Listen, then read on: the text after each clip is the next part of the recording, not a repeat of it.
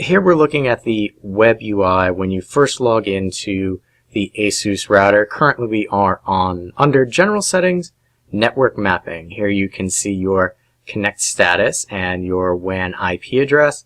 I'm not going to click on that because that will bring up some extra information here on the right hand side, which is sensitive. Right now we're under this area here, which is for your wireless, and you can see the security level, as well as you could also select system status for 2.4 gigahertz and 5 gigahertz spectrum to see what they're doing. Obviously I'm not going to be doing that because, again, sensitive information would be revealed. If we look here, you can see both the cores on the router and see what they're up to and how they're performing, as well as a little status chart here. Currently I'm not doing anything taxing with the computer on the network, so you're not going to see a lot of movement here. You also see a chart for the RAM usage and what's happening there. If we scroll down a little bit here, you can see that from this point it branches off into two areas. You have your clients that are attached to your network and the USB ports on the router. I do have two hard drives plugged in at the moment. One is in the 3.0 port and the other is in the 2.0 port. I have dismounted the one in the 3.0 port so that you can see what that'll look like when you dismount a drive. If you have it plugged in and not dismounted, you get a little status indicator here that shows how much drive space is actually left. If you click on one of the drives, it will give you more. Again, this right panel is always going to be for extra information. Model name, available space, total space, and then you have these other options here, media server, this wizard, and how to safely remove the disk. So this is how you unmount the drive. You click on that and it will unmount the drive. These two other options bring you over to this right here, which is a USB application. So if you click on these, we'll just click on the media server quickly, it brings you right into an application for media sharing. Now I'm going to go back, and again the same would be with this wizard here. Brings you directly into these USB applications that you can run. If you click on Health Scan, this will allow you to scan any attached drives for health, because these are network attached drives. The one thing that I found with the network attached drives, when you are looking them up on the network, it groups them into a single usable storage space. So I can't differentiate the 3.0 from the 2.0 unless you have a specific folder called this drive information, this drive information. If not, it just looks like a giant storage of information. But you can scan them for health and make sure that everything on the drive is working okay. You can also set up a frequency if you wanted to. So we're going to come over here and click on Clients. And when you first click on Clients, it will show you all clients that are online. I dropped it into the wired client only because I don't want the wireless client IP addresses and MAC addresses getting out here. This is just a IP address for my Roku, so I don't really care about that too much.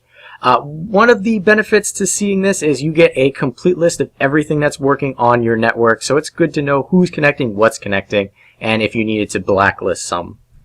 You also have the option of, not with this particular one, but I do have a D-Link wireless camera, and if I just clicked on the IP address of the D-Link wireless camera, it would allow me to access the wireless camera's UI right from this particular UI. So that's what we're looking at on the front page here. Now we're going to start going down the side menu to show you the different options that you can go through. Next up is our guest network. You can have a total of 6 guest networks, either on the 2.4 gigahertz or the 5 gigahertz spectrum. So you can really limit what's going on, or who has access to what based on each individual guest network. Or I don't know if you want to do that, because you would choke quite a bit of the actual usable airspace if you were broadcasting that many networks. Next, we're going to move down to this AI protection.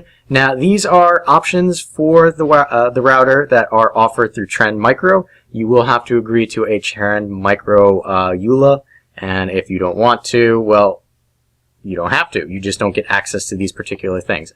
Now, for the purposes of the review, I did agree to the EULA. Even though I don't really use these, I figured it would be beneficial to show you what they are. And really what they are, just think of it as programs that live on the router itself to do specific things. So if you have like antivirus or firewalls on your computer, this is like an extra layer on top of that. So here you can see this first one is scan for vulnerabilities on your router. Then you have malicious site blocking, where you can make restrictions. You can check for vulnerability and protection, which will, resolve common exploits. I mean, you can read it right there. Resolve common exploits with the router. And this one down here will prevent infected devices from connecting to the router and your network.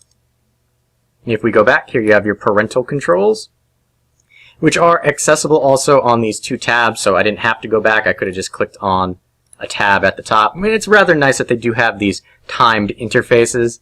So here you can see also you have either a web and app filter, or you can set up a time schedule. So if you have specific days and times that you want somebody to have access to the network, you can set that up here. You do have to turn it on.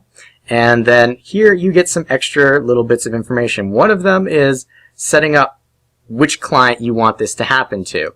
And that's the beauty of this. You can limit it to a particular item, a particular MAC address or a client. So especially with this one, the web and app filters. Let's say you don't want Suzy streaming entertainment. Well, you just make sure that you choose Suzy over here and say streaming entertainment.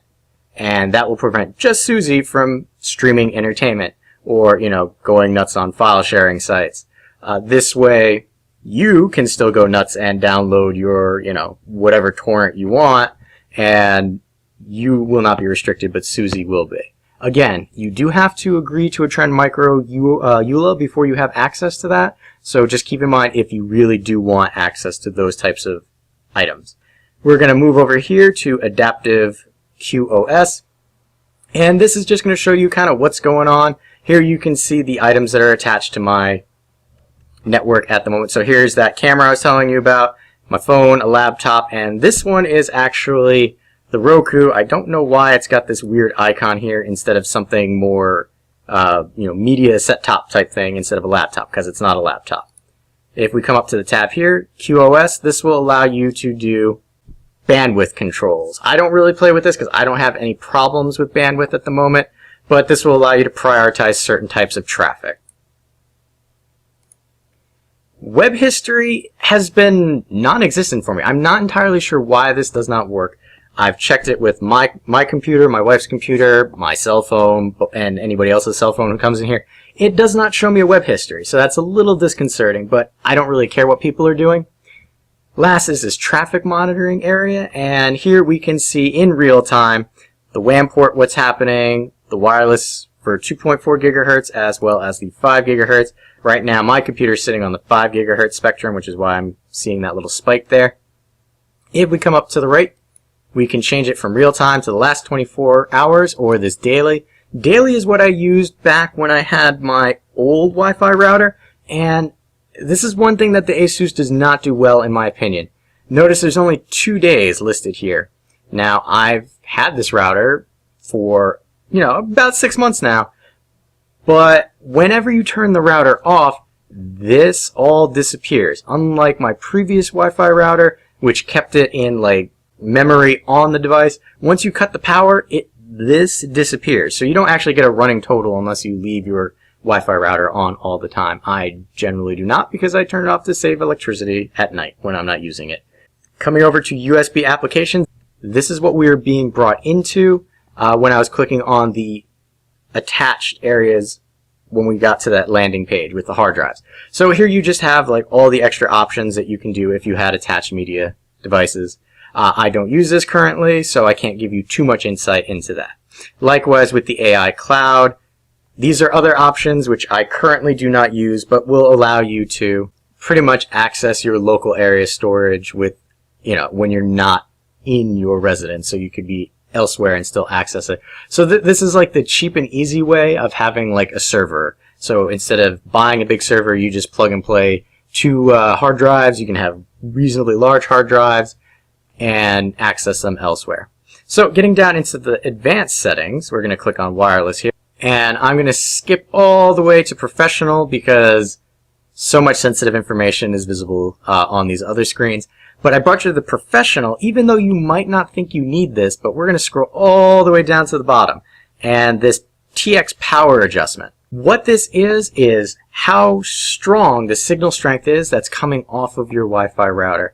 Now, again, I live in an apartment complex, and there are a lot of other Wi-Fi access points. And it's primarily the reason I got rid of the old Wi-Fi router I had, is it was just getting choked out by everything else that was here. So with this, you have the ability to up the transmission power of your Wi-Fi. So right now, I'm operating at 100%, which is good because I'm not choking out the other Wi-Fi access points, but I'm giving myself a fighting chance. Now, if you don't live in a situation where you need full signal strength, you can pull this back and it will lower the transmission strength and also save you a little bit of power. Now, I have skipped down to the VPN option only because LAN and WAN areas give way too much information, but these are just general ways that you can set up, if you know what you're doing, a little more customized for both the LAN and WAN.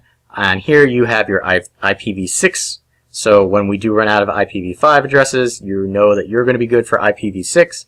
So VPN is just that. You can set up your own virtual private network using this Wi-Fi router. I have not done it as of yet, but this is where you would do it. You'd click on this tab. Moving down to Firewall.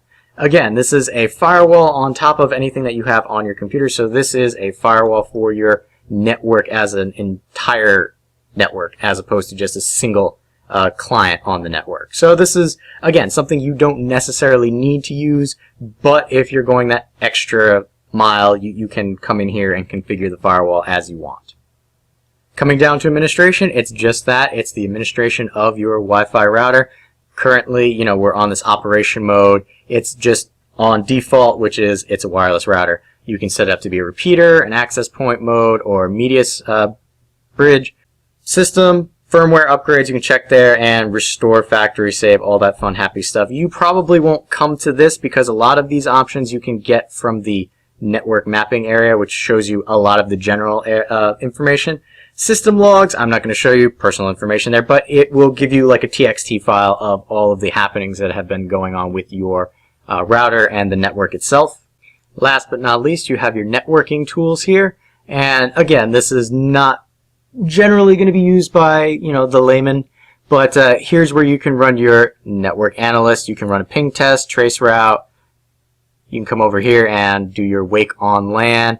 Again, general people, you're not going to be using this, but it's nice that they threw these in there for more advanced users. Like I said, everything that you're pretty much going to do is going to be accessible from the network map area.